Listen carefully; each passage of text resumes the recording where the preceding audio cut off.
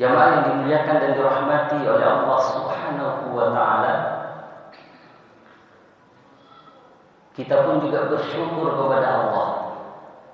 Allah memberikan nikmat yang sempurna kepada kita semua, terutama pada kesempatan yang mulia ini. Kita ditakdirkan olehnya untuk berada di masjid yang cukup megah ini, Masjid Al-Furqan, dan ini adalah merupakan salah satu nikmat yang tak boleh kita lewatkan untuk kita syukuri.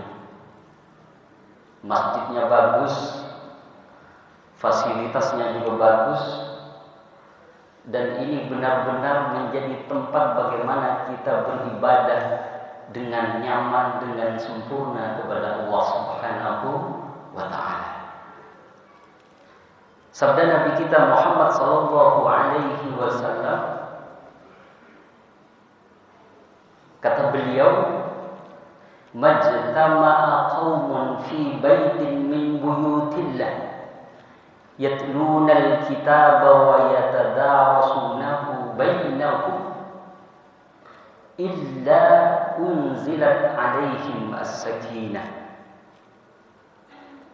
Kata Nabi Muhammad sallallahu alaihi wasallam, tidak ada di antara suatu kaum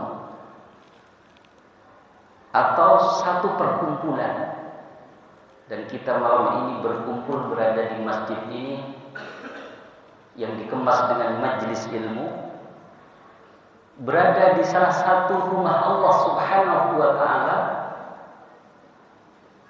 termasuk di dalamnya adalah salah satunya masjid yang hanya dibangun atau didirikan atas fondasi ketakwaan kepada Allah Subhanahu wa ta'ala, tidak untuk tujuan lainnya.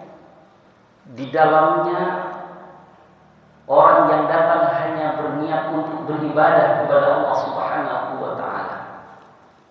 Di dalamnya orang datang hanya untuk bersujud, ingin menikmati bersujud atau melakukan pertemuan dengan Allah Subhanahu wa ta'ala.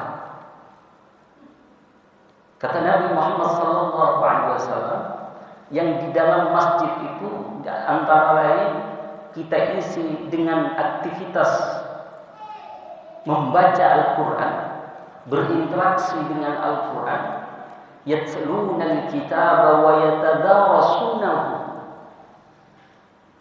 dan kemudian disempurnakan dengan memahami isi-isi kandungan di dalam Al-Quran, termasuk penyelenggaraan kajian-kajian atau majelis ilmu semacam ini. Maka kata Nabi Muhammad SAW, dapat dipastikan illa nuzilat alaihimus sakinah, pasti Allah akan menurunkan satu ketentraman atau kehidupan yang as-sakinah, jiwa ditenangkan oleh Allah Subhanahu wa ta'ala, hati ditentramkan oleh Allah Subhanahu wa ta'ala.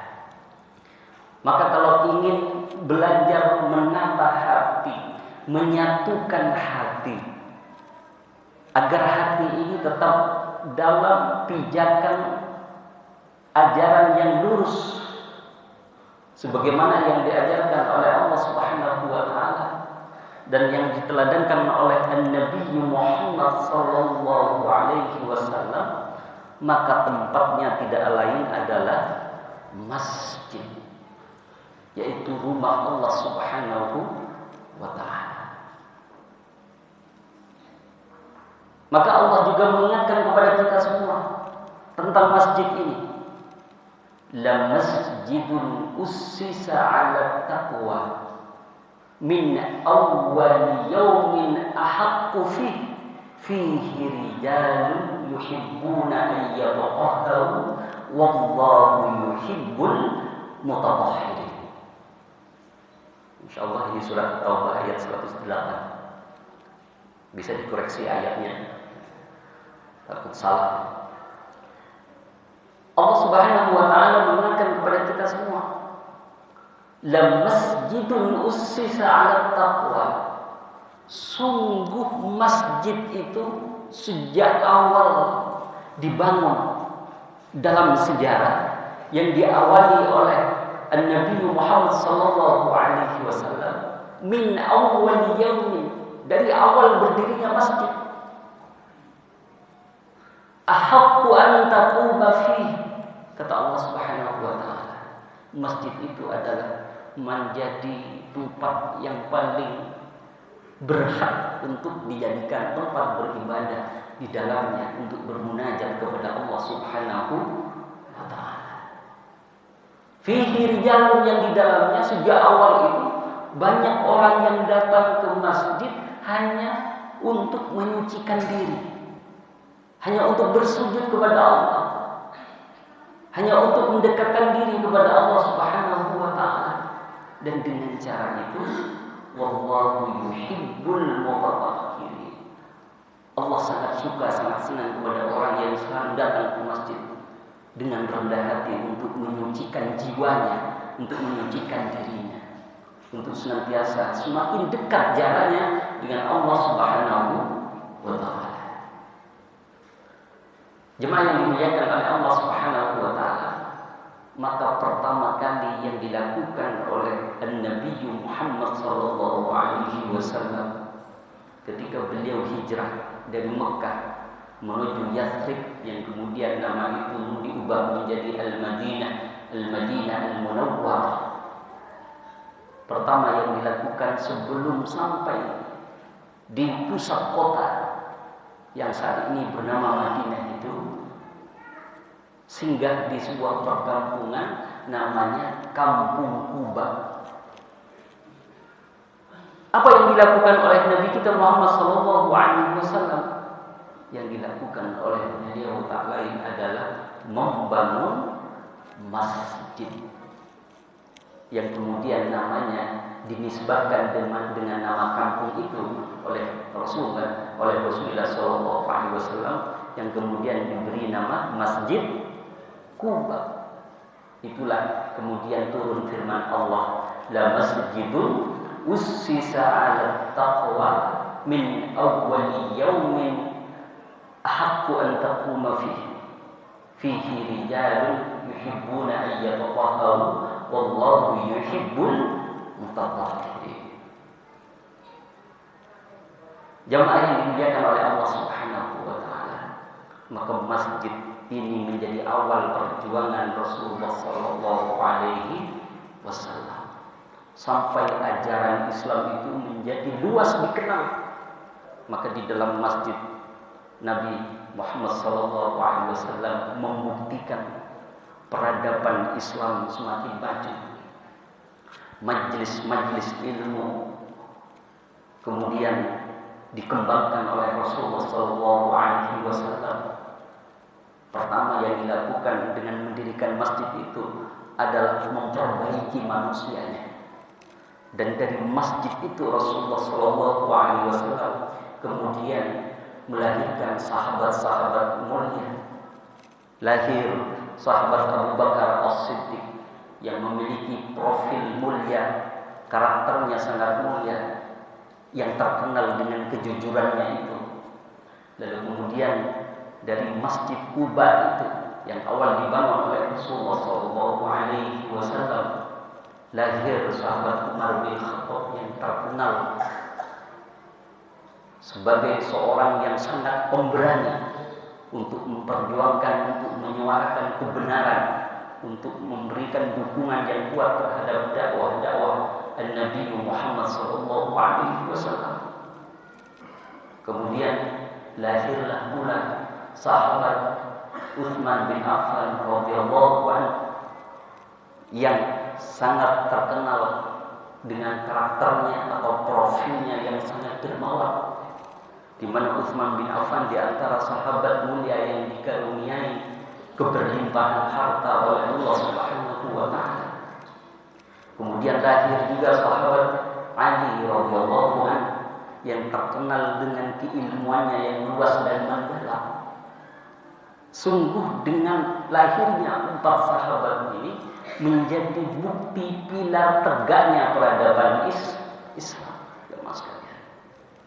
Jadi kalau satu kampung, satu desa, atau suatu negara agar maju, memiliki peradaban yang berkemajuan, maka empat ini tidak boleh ditinggalkan. Di dalamnya harus ada kejujuran. Kemudian di dalamnya harus ada orang-orang yang berani, yang menyuarakan kebenaran. Maka di dalamnya juga ada penopang ekonomi yang bagus, yang dibuktikan dengan Utsman bin Affan. Yang di dalamnya juga harus ada para intelektual, harus ada ilmuwan, harus ada para ulama yang mendalam keilmuannya. Maka peradaban Islam itu akan mudah ditegakkan, akan mudah mengalami kemajuan pesat, dan itu benar-benar dibuktikan oleh Nabi Muhammad sallallahu alaihi wasallam. Jemaah yang dimuliakan oleh Allah Subhanahu wa taala, kemudian saya ingin masuk dengan tema yang akan diangkat pada kesempatan malam ini. Bagaimana hati ini betul-betul tertata dengan baik agar sebuah dakwah apapun bisa dilakukan melalui lingkup masjid seperti ini, yang kemudian melahirkan pencerahan-pencerahan yang kemudian dapat menghadirkan kemajuan-kemajuan yang berdampak positif terhadap jemaah sekalian, terutama untuk menyadarkan masyarakat untuk semakin dekat dengan Allah, untuk semakin merasakan bahwa ilmu itu adalah sangat penting untuk terus diikhtiarkan, sehingga kita semakin dapat merasakan kedekatan diri kita dengan Allah Subhanahu wa ta'ala. Jemaah yang dimuliakan oleh Allah Subhanahu wa ta'ala, maka dari masjid ini yang dibuktikan oleh Rasulullah SAW ketika hijrah itu adalah pertama yang dilakukan adalah membangun masjid sebagai pusat ilmu dan peradaban.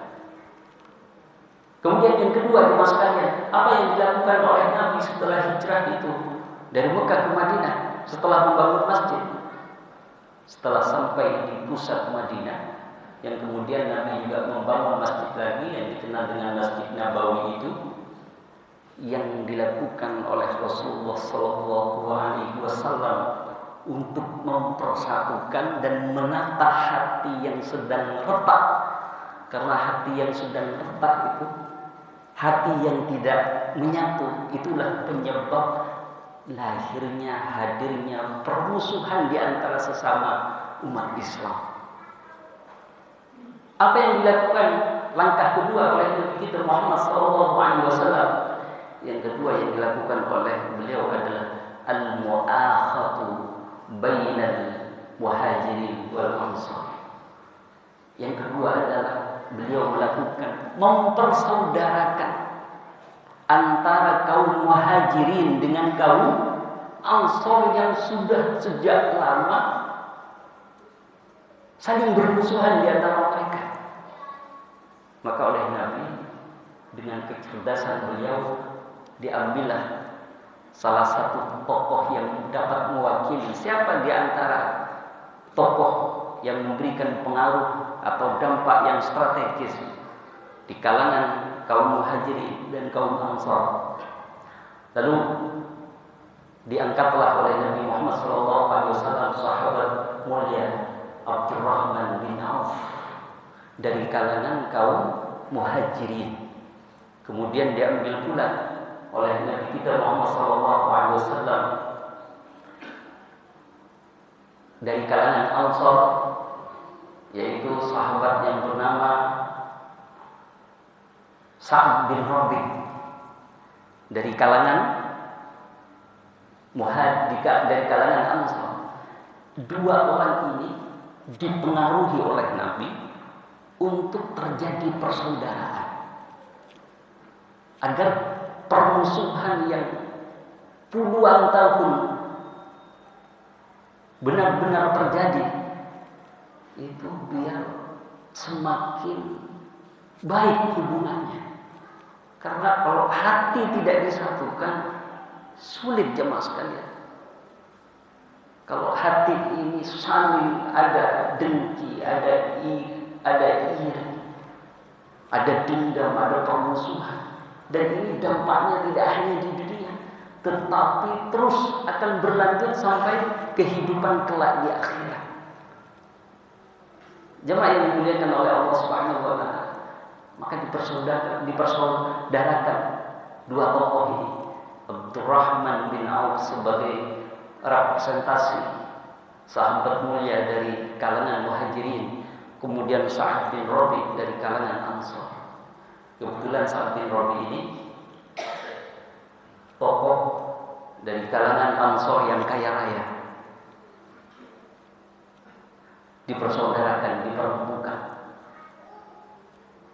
oleh Rasulullah SAW. Di dalam mempersaudarakan dua tokoh ini, langsung ada sambutan yang sangat bagus oleh Sa'ad bin Rabi, yang kemudian beliau menyampaikan kepada Abdurrahman bin Auf bahwa sebagian hartanya akan diberikan kepada Abdurrahman bin Auf sebagai bekal bagi kaum Muhajirin waktu itu yang berhijrah bersama Rasulullah SAW. Karena berhijrah ke Madinah, memang semua sudah tidak memiliki apapun jemaah sekalian. Tempat tinggal sudah ditinggalkan semua, harta tidak ada semua. Maka beliau, Nabi kita Muhammad SAW sebagai penggagas utama bagaimana dakwahnya berkelanjutan dan misinya untuk melahirkan peradaban Islam yang maju di Madinah itu benar-benar menjadi impian yang dapat diwujudkan. Yang kemudian Yathrib yang semula penuh dengan tatanan masyarakat jahiliyah saat itu menjadi masyarakat yang berkemajuan dan kemudian diberi nama Al-Madinah Al-Munawwarah. Apa kata Sa'ad bin Rabi? Sebagian harta ini kami ikhlaskan, wahai Abdurrahman bin Auf, untuk menjadi bekal berkehidupan, untuk menjadi bekal dakwah bersama satu rombongan bersama Nabi Muhammad SAW. Tapi Abdurrahman bin Auf begitu mulianya hatinya, tidak aji mumpung, tidak langsung senang ditawari harta. Beliau mengatakan terima kasih. Barakallahu fi amwalik wa ailatik. Ya Allah, semoga Allah memberkahi hartamu wahai Sa'ad bin Rabi, dan semua keluarganya mendapatkan berkah dari Allah Subhanahu wa taala. Wahai Sa'ad bin Rabi, saya hanya minta untuk ditunjukkan pasar, kata Abdurrahman bin Auf. Jadi tidak menerima tawaran harta yang berlimpah itu, hanya minta ditunjukkan pasar. Abdurrahman bin Auf lalu ditunjukkanlah pasar, yang kemudian dari pasar itu beliau mengembangkan perdagangan, yang kemudian Abdurrahman bin Auf singkat cerita juga ditakdirkan Allah Subhanahu wa taala untuk menjadi seorang yang kaya raya. Itulah awal bagaimana Nabi kita Muhammad SAW mempersatukan hati. Fa'allafa baina qulubihim, bagaimana menyatukan hati mereka agar ada kasih sayang di antara mereka, tidak muncul permusuhan. Jemaah yang dimuliakan oleh Allah Subhanahu wa taala, maka jemaah sekalian, maka dari kisah singkat ini dapat kita memetik hikmah.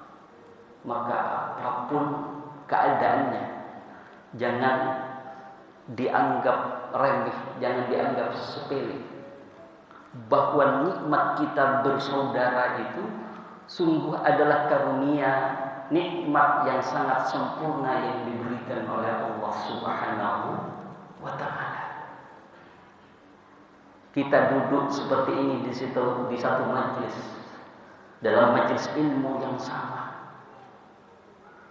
Kalau hati kita menyatu, tidak ada dusta di antara kita semua, benar-benar hadir ke masjid untuk mendapatkan kemuliaan dan nilai ketakwaan di hadapan Allah Subhanahu wa taala.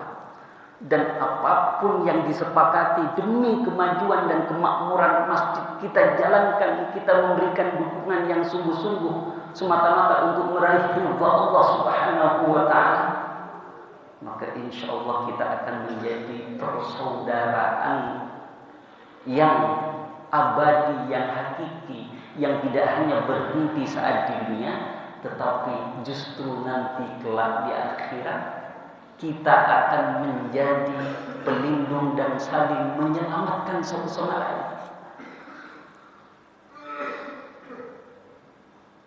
Kata Allah Subhanahu wa taala dalam surat Az-Zukhruf ayat 67, A'udzu billahi minasyaitonir rajim.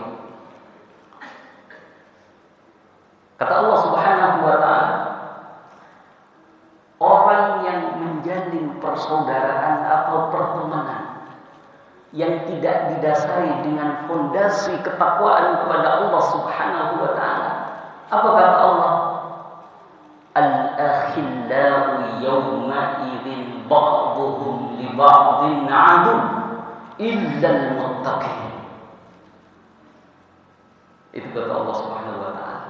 Kita berlindung dari semua ini. Kalau kita bersaudara, bersatu, berkumpul hanya pura-pura saja, tidak tersambung ke hati yang sangat dalam. Kata Allah Subhanahu wa taala, al-akhillah, persaudaraan itu. Mengapa Allah menggunakan kata al-akhillah? Bersaudara itu ada di dalam bahasa Arab shadiqun asdiqa. Itu artinya kalau shadiqun itu teman biasa saja. Ada juga di dalam istilah bahasa Arab zamilun zumala. Itu biasanya teman bekerja, teman di kantor.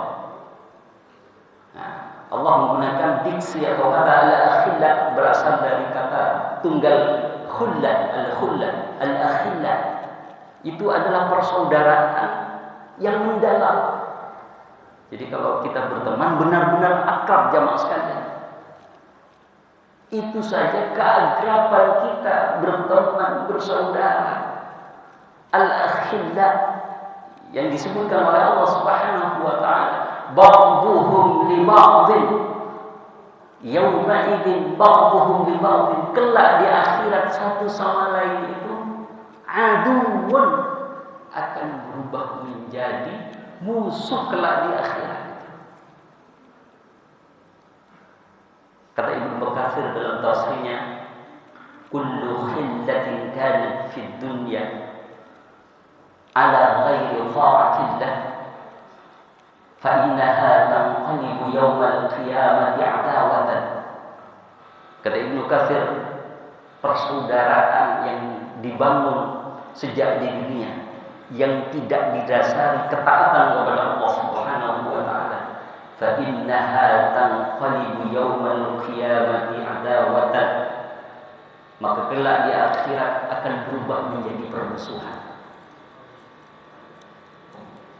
Itu cuma sekali.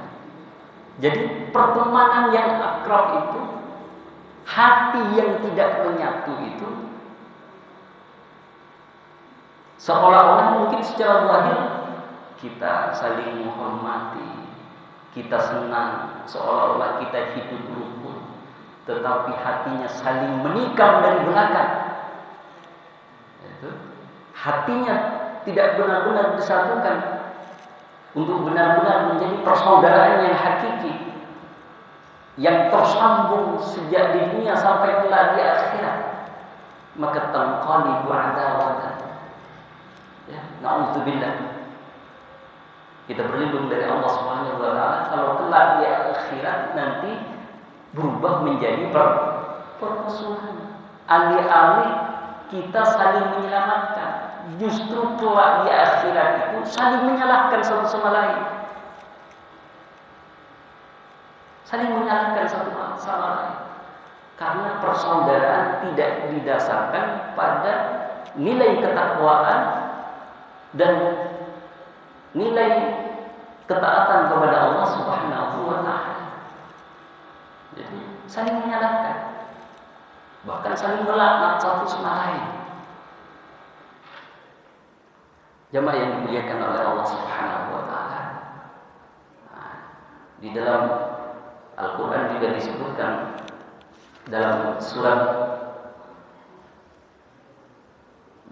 firman Allah Subhanahu wa taala, tahsabuhum jami'an wa qulubuhum syatta. Itulah gambaran persaudaraan yang tidak hakiki yang digambarkan oleh Allah Subhanahu wa taala di dalam Al-Qur'an. Tahsabuhum jami'an. Engkau menyangka ketika di dunia itu semuanya seolah-olah rukun, sama-sama kumpul, tetapi wa qulubuhum syatta. Sesungguhnya hati mereka itu syatta, bercerai-berai. Ayat ini diturunkan kepada kelompok orang-orang munafik saat itu, yaitu kelompok Bani Nadir, ya, yang seolah-olah baik, ingin mendukung dakwah Rasulullah SAW, tetapi karena di dalamnya hanya zahirnya saja yang ditampakkan baik. Jadi persatuan itu hanya semu, persaudaraan itu hanya semu.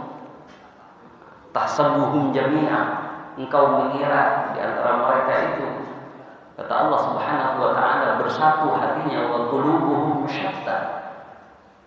Dzalika bi annahum qaumun la yaqilun. Yang demikian itu terjadi karena mereka adalah menjadi kaum yang tidak menggunakan akal pikirannya.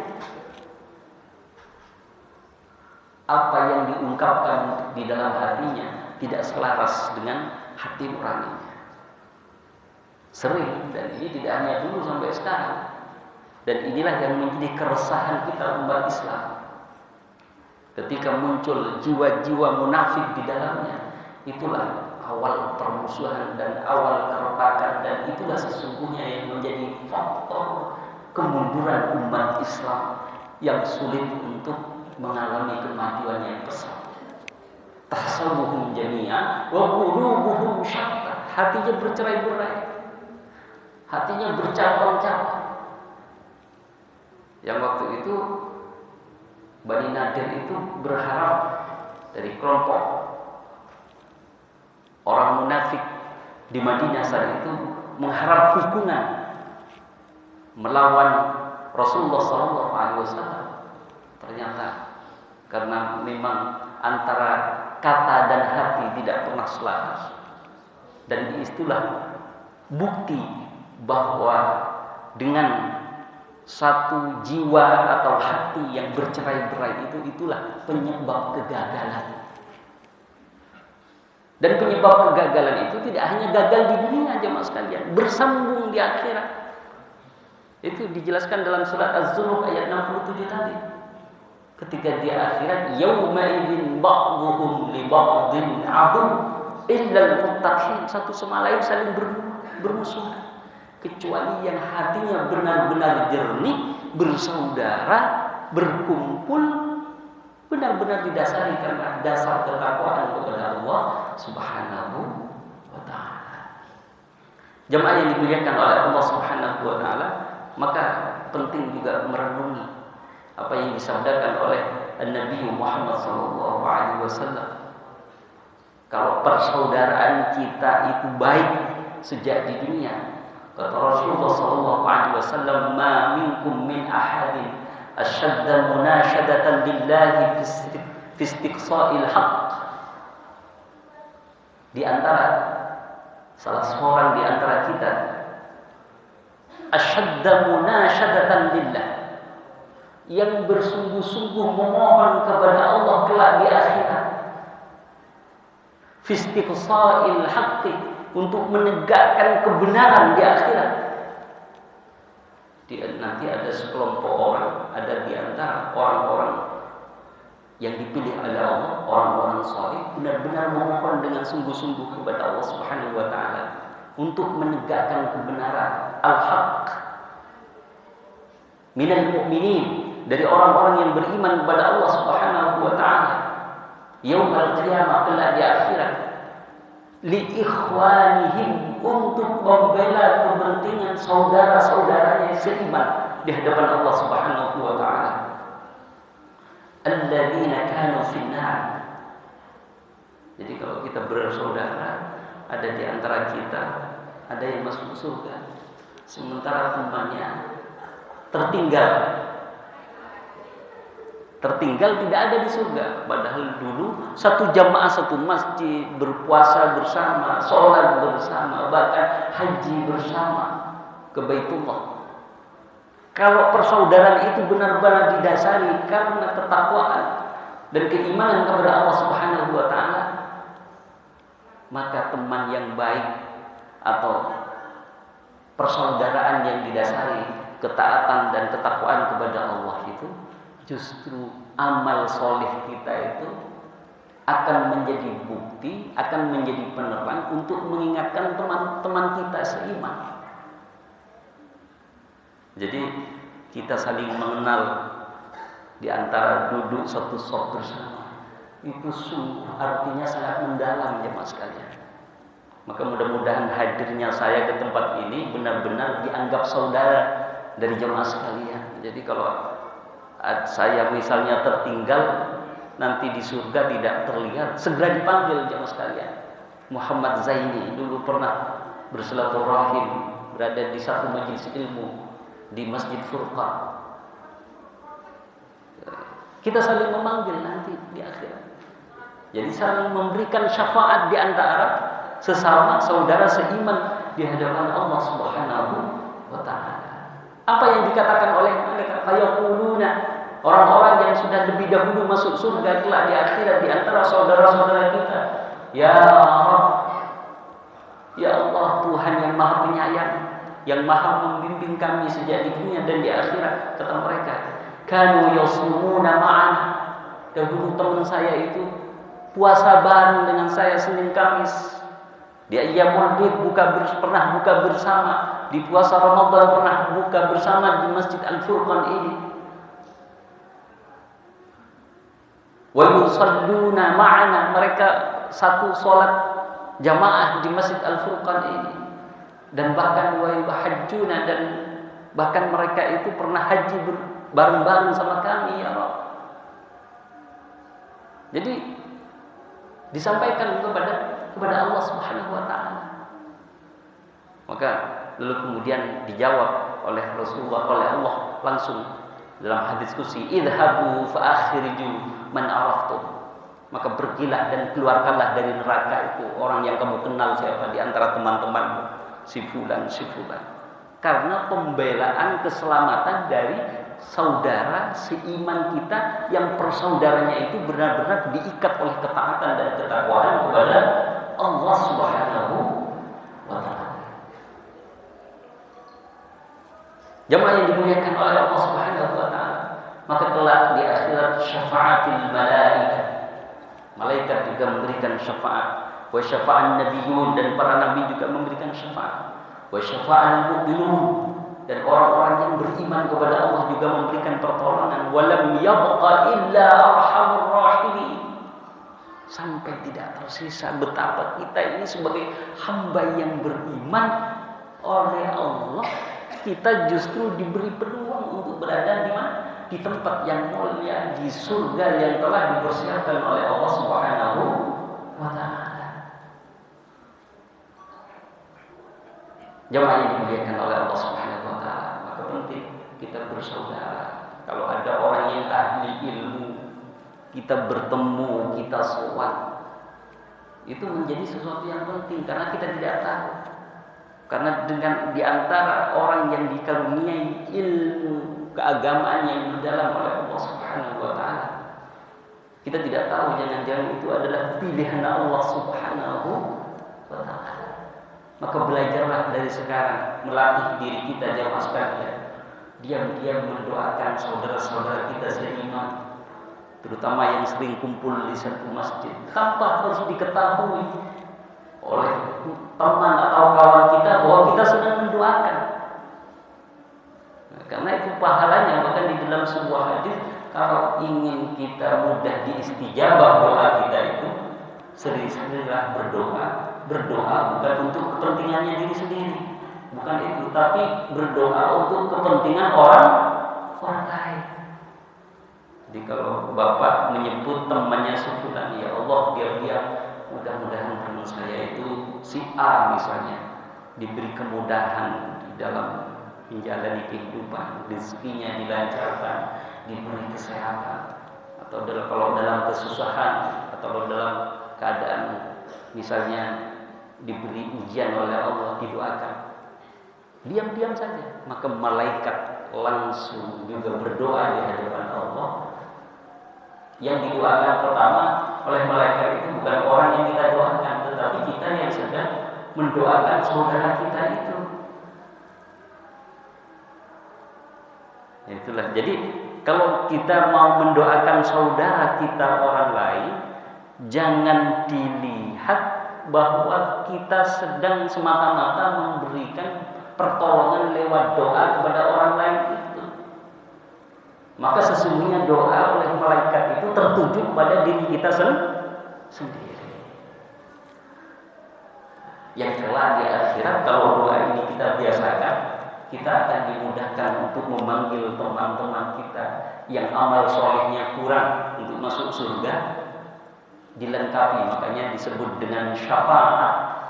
Jadi syafaat itu adalah sesuatu yang kurang kemudian dilengkapi. Amal-amal soleh kita kalau kurang, jadi walaupun kurang 1% nanti ya tetap kita masuk neraka.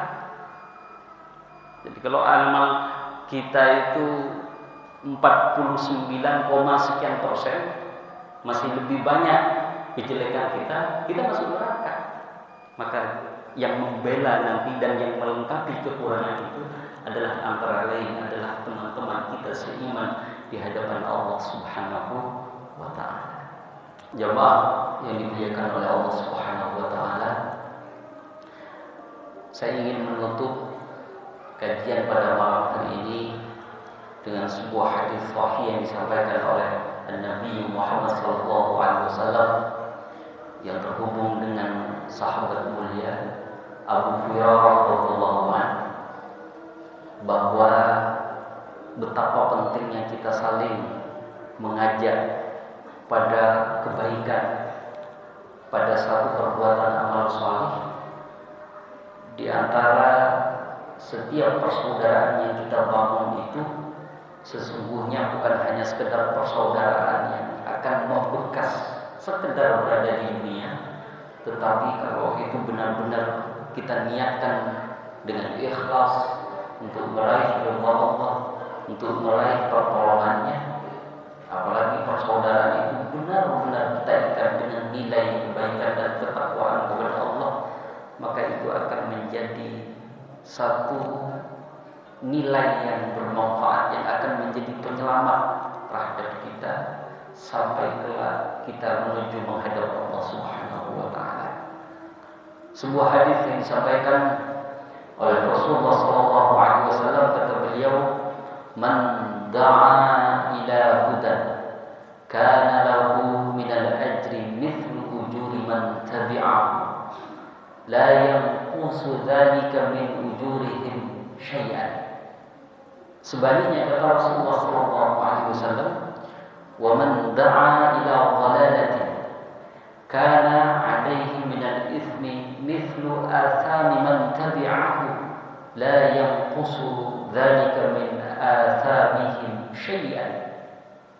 Kata Nabi Muhammad SAW, siapapun orangnya yang selalu mengajak atau memancarkan nilai kebaikan menuju petunjuk Allah Subhanahu wa ta'ala, apapun bentuk kebaikan dan sekecil apapun, di mana itu menjadi jalan yang dapat mengantar dan membimbing atau mempengaruhi seseorang untuk berada di jalan kebaikan, di jalan yang diridhai oleh Allah Subhanahu wa ta'ala, maka kata Nabi Muhammad SAW, "Kana lahu minal ajri mithlu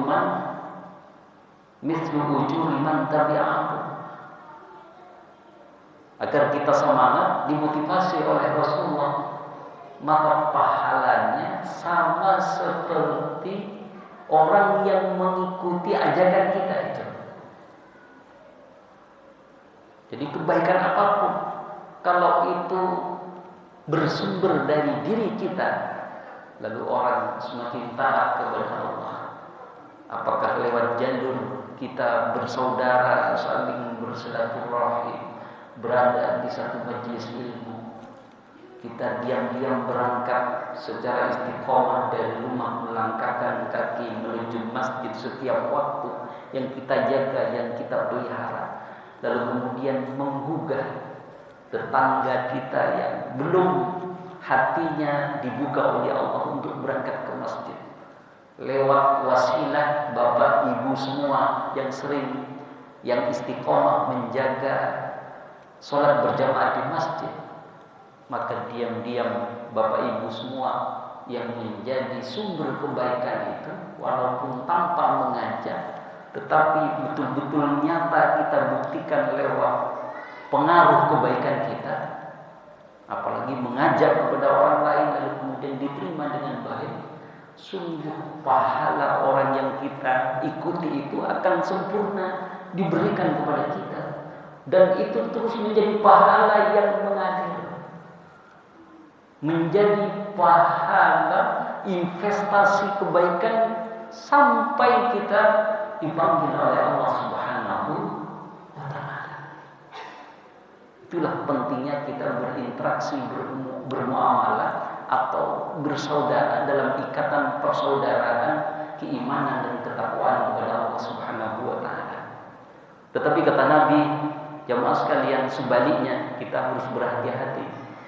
Man da'a ila dhalalatin, siapa yang mempengaruhi orang lain pada jalan kesesatan, jalan yang tidak baik, jalan yang bertentangan dengan syariat Islam, apalagi jelas sesuatu yang dilarang oleh Allah, yang menjadi sumber utama misalnya diri kita sendiri, maka fakana alaihi minal ismi mithlu athami man tabi'ahu. Kalau jejak keburukan kita itu diikuti oleh orang lain, maka itu juga menjadi investasi keburukan yang juga mengalir seperti keburukan atau kemaksiatan yang dilakukan oleh orang lain yang karena mengikuti jejak kita. Nah, ini yang berbahaya kalau jadi orang yang terkenal. Nah, misalnya memberikan contoh yang tidak baik, misalnya terkenal di media sosial, kemudian followernya banyak dan menjadi tren anak-anak muda misalnya. Itulah, maka kalau kita berbuat baik atau kalau kita berbuat tidak baik, itu tidak hanya sesungguhnya bukan ketidakbaikan karena kita lakukan sendiri, karena itu akan memiliki dampak sosial, dampak yang sangat luas kepada orang lain, yang itu juga mempengaruhi terhadap keberuntungan kita kelak di akhirat. Kalau kita menjadi sentral kebaikan, maka itu akan menjadi investasi kebaikan yang terus menerus. Tapi na'udzubillah, kalau yang diikuti keburukan kita dari orang lain, maka itu juga akan menjadi investasi keburukan yang terus tiada hentinya. Jemaah yang dimuliakan oleh Allah Subhanahu wa Ta'ala, maka inilah pentingnya kita menjadi orang yang senantiasa diikat oleh keimanan dan ketakwaan kepada Allah Subhanahu wa Ta'ala, dengan senantiasa berpanutan terhadap teladan Nabi Muhammad SAW, dan selalu kita mencari petunjuk-petunjuk Allah Subhanahu wa Ta'ala lewat dengan sering berinteraksi dengan Al-Quran, karena Al-Quran itu adalah hudan, petunjuk yang difirmankan oleh Allah dari ayat demi ayat di dalam Al-Quran, yang kemudian dengan petunjuk itu kita mendapatkan arah yang jelas kemana arah yang kita tuju, perjalanan kehidupan kita ini. Dan dengan hudan itu bukan kemudian hanya berhenti sampai di situ, jemaah sekalian, kita memohon kepada Allah untuk mendapatkan taufik, pertolongan agar petunjuk-petunjuk di dalam Al-Quran itu menjadi sesuatu yang dapat diamalkan oleh kita dalam kehidupan sehari-hari.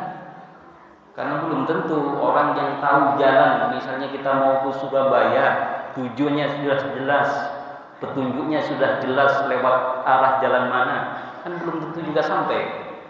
Kadang tersesat di jalan, gitu kan? Itu pentingnya kita memohon taufik kepada Allah Subhanahu wa Ta'ala agar kita diberi kemampuan untuk melaksanakan petunjuk yang telah diketahui, yang di dalam Al-Quran itu adalah menjadi hamparan petunjuk yang diberikan oleh Allah Subhanahu wa Ta'ala, yang kalau itu bersamaan beriringan dengan taufiknya, dengan pertolongan Allah, kita mampu untuk mengamalkan apa yang menjadi petunjuk Allah Subhanahu wa Ta'ala, maka kita benar-benar diberi kemampuan oleh Allah untuk melaksanakan dan menunaikan segala apa yang terdapat di dalam Al-Quran, yang itu menjadi petunjuk bagi jalan kita di dalam berkehidupan, sehingga kita benar-benar beruntung mulai sejak di dunia sampai di akhirat. Dan kita semua karena benar-benar berikhtiar dan berupaya kepada Allah untuk menjadi hamba yang beriman, untuk menjadi hamba yang taat, untuk memupuk ketakwaan kepada Allah Subhanahu wa Ta'ala. Mudah-mudahan jemaah sekalian, kita semua yang berada di masjid ini, yang berada di dalam majelis ilmu yang sangat mulia ini, Allah benar-benar menurunkan taufiknya kepada kita semua, sehingga kita benar-benar menjadi bagian dari hamba pilihannya untuk berada di dalam petunjuk Allah, untuk senantiasa mendapatkan taufik dari Allah Subhanahu wa Ta'ala, sehingga persaudaraan di antara kita, pertemanan dan persahabatan di antara kita dijaga oleh Allah sejak di dunia sampai kelak di akhirat. Kita saling membela. Barangkali ada di antara kita amalnya yang belum cukup untuk memasuki surga yang telah disiapkan oleh Allah. Ada teman kita yang membela, yang menjadi saksi bahwa kita adalah menjadi bagian dari hambanya sejak di dunia, benar-benar menunaikan perintah-perintah Allah dengan baik dan sempurna. Mudah-mudahan bermanfaat. Wallahu waliyul taufiq.